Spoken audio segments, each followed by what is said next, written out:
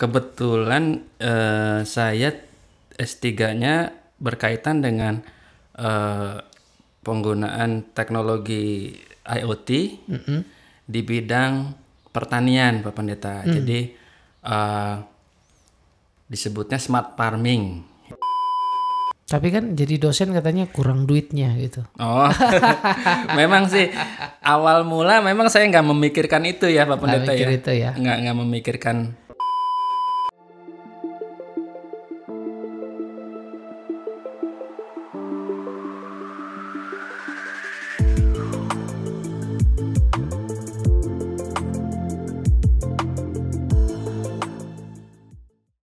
Halo para sahabat Maranatha, jumpa lagi dengan saya Pendeta Hariman Andre Patianakota, dan kembali saya kedatangan tamu spesial, Kang Heri, Kaprodi dari Program Studi Teknik Elektro, Fakultas Teknik Universitas Kristen Maranatha.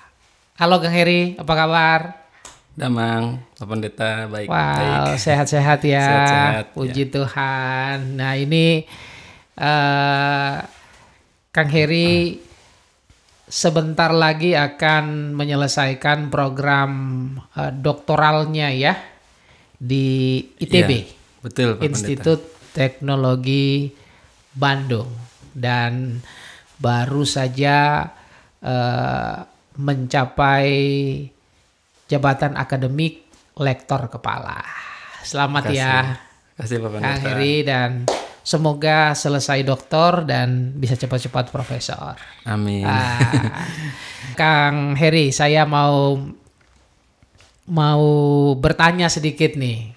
Pasti teman-teman sahabat Maranatha juga penasaran ya, kenapa sih mau jadi seorang dosen? Oh, Itu ya. kan konon katanya kurang duitnya. Iya, Lebih iya. enak jadi apa ya, jadi pengusaha atau kenapa sih Kang Heri mau jadi seorang dosen dan mengabdi di Universitas Kristen Maranatha? Iya.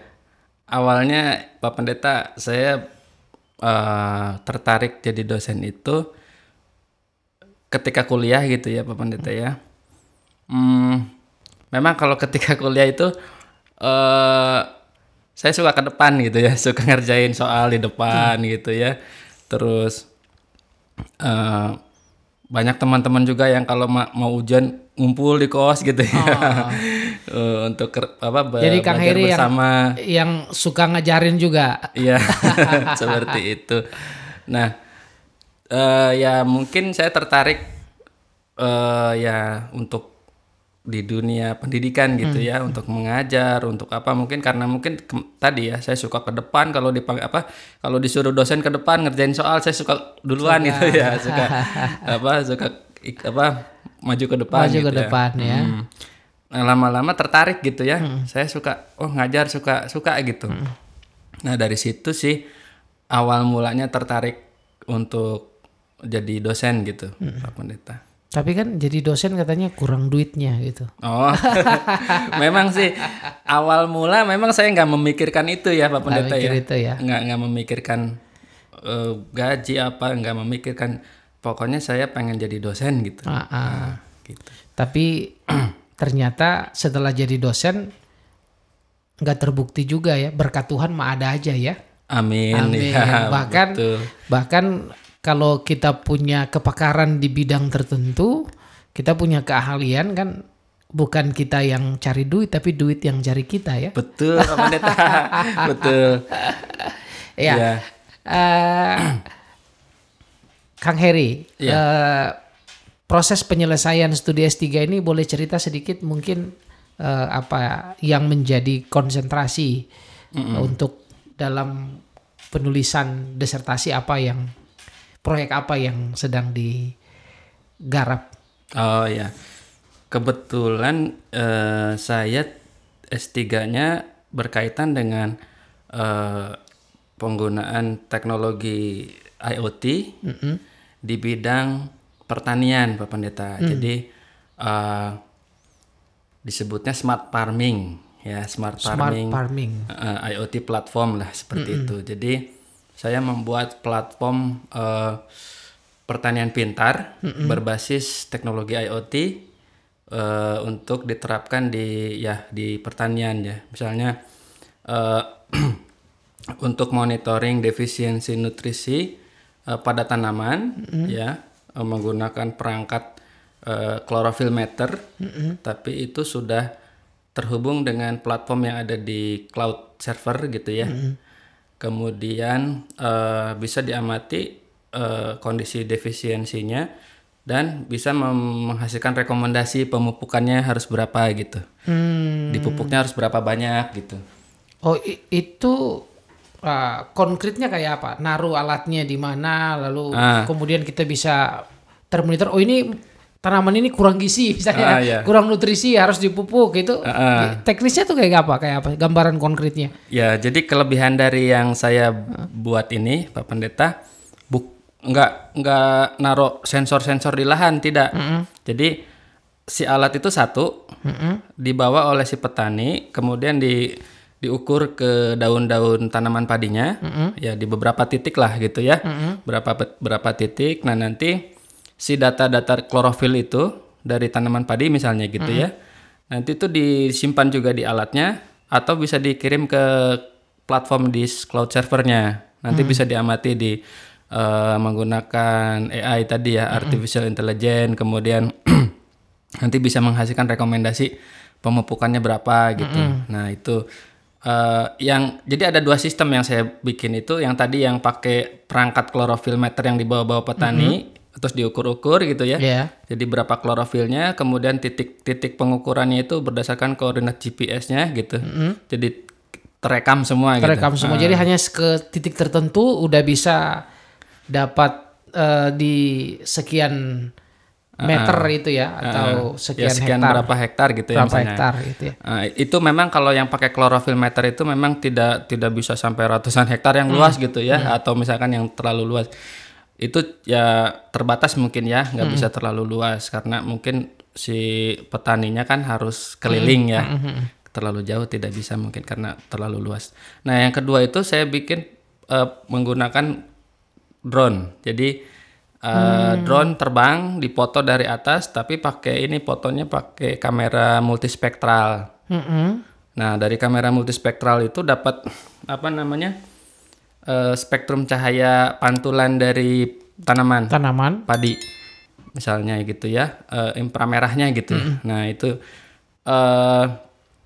jadi kalau tanaman padinya yang sehat gitu ya, memantulkan sinar inframerahnya yang lebih kuat misalnya gitu ya. Nah nanti diamati dari gambar multispektral itu, diamati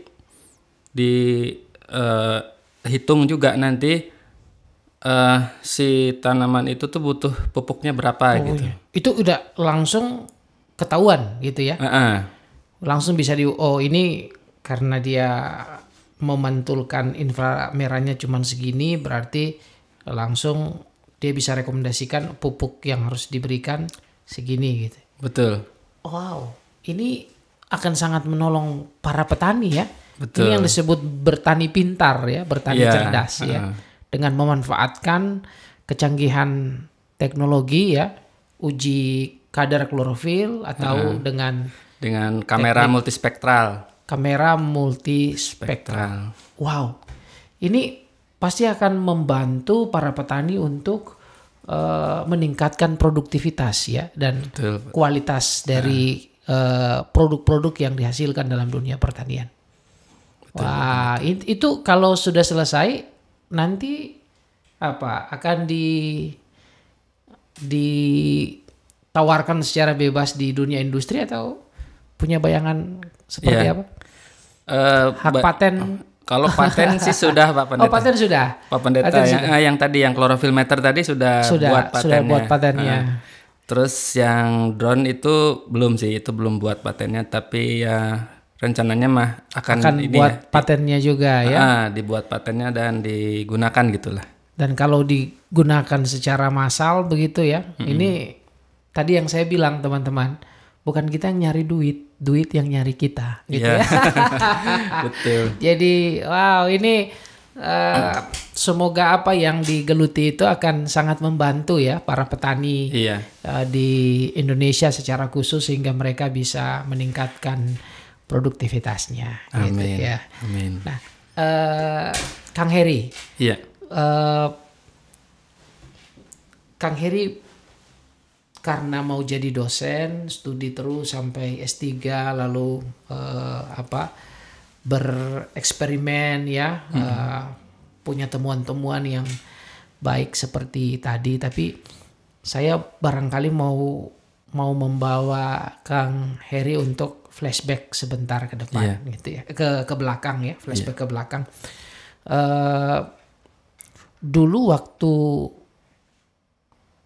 punya gambaran nggak saya akan seperti sekarang gitu ya, saya akan seperti sekarang, atau gambaran yang seperti ini belum terlintas sama sekali. Bagaimana Kang Heri berproses misalnya dari studi S1 dulu di Maranatha juga. Betul, Maranatha, Pak. Maranatha. Mungkin bisa cerita sedikit kepada teman-teman ya, para sobat muda, khususnya adik-adik yang di SMA yang sedang bergelut untuk mengejar masa depan mereka gitu ya. Iya. Tapi barangkali diperhadapkan dengan kesulitan-kesulitan tertentu, mungkin datang dari keluarga yang berkekurangan, atau mungkin kemampuan saya kayaknya nggak pintar-pintar amat gitu ya. Tapi barangkali Kang Heri bisa berbagi sedikit ya, bagaimana perjalanan studi Kang Heri sehingga kemudian bisa menghasilkan temuan-temuan seperti sekarang. Ya, baik Bang, Pak Pendeta, terima kasih. Flashback ke belakang, saya berasal dari keluarga yang ya cukup lah Pak Pendeta gitu ya. Ayah saya seorang penyuluh pertanian ya di Majalengka gitu ya.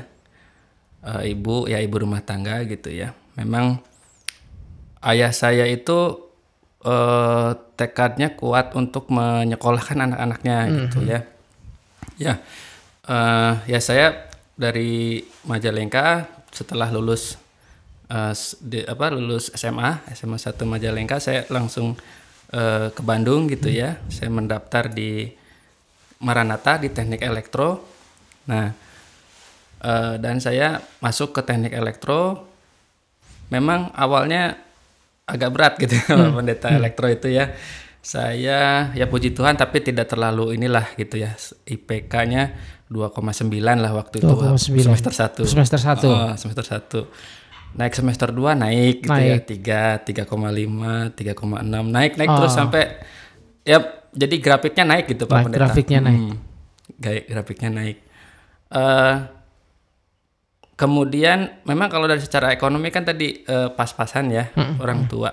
Saya waktu itu dapat beasiswa dari GKP. Oh, Gereja Kristen Pasundan. Mahasiswa GKP. Kemudian saya juga aktif di lab sebagai asisten Pak Pendeta. Oh.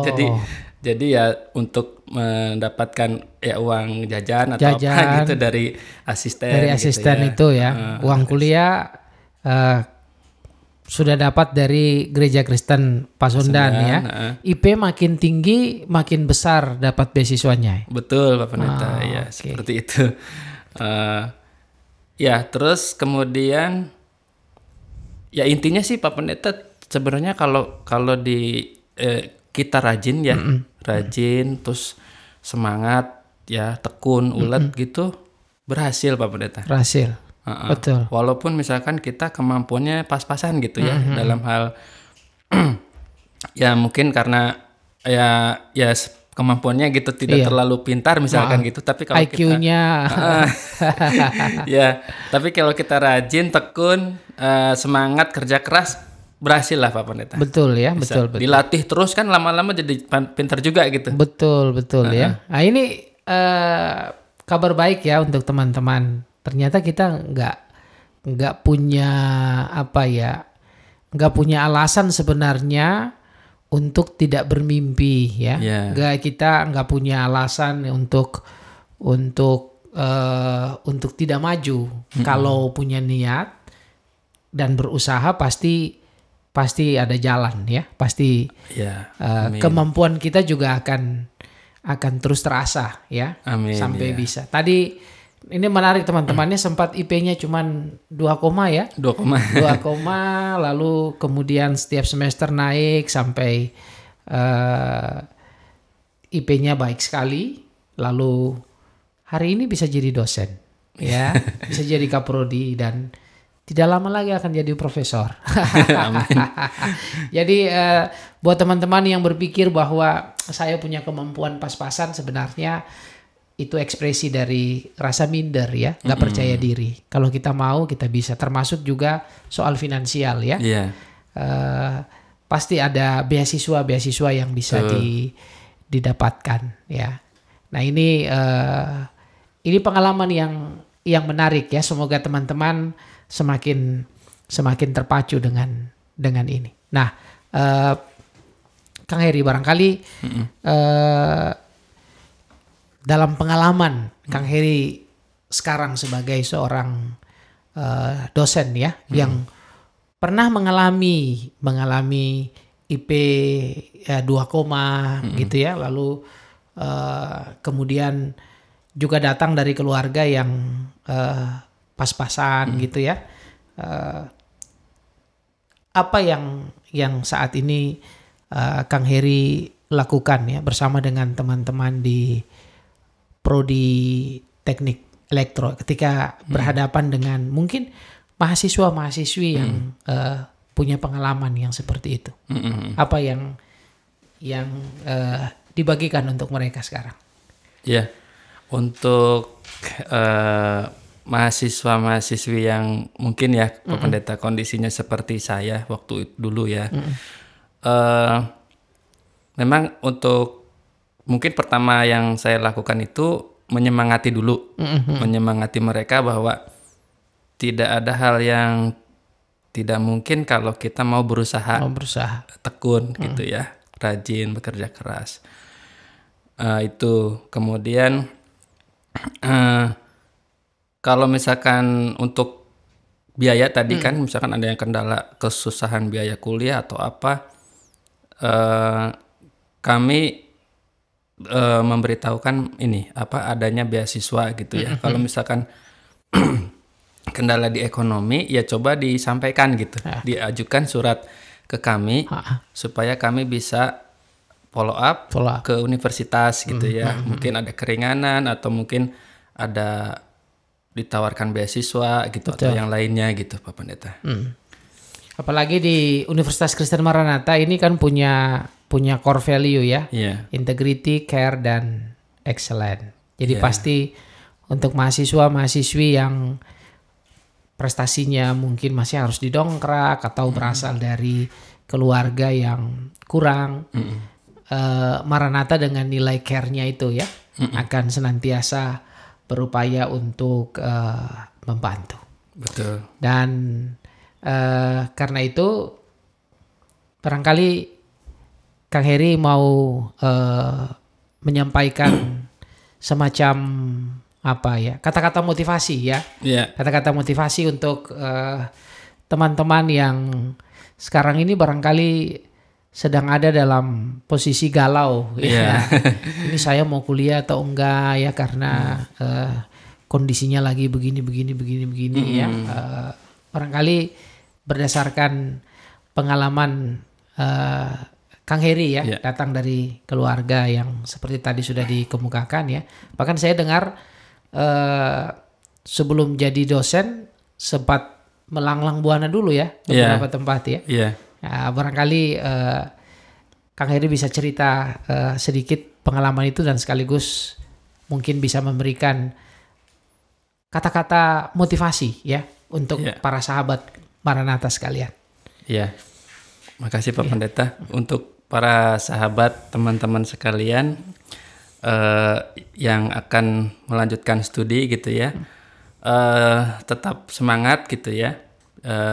Jangan pernah menyerah karena keterbatasan, Pak.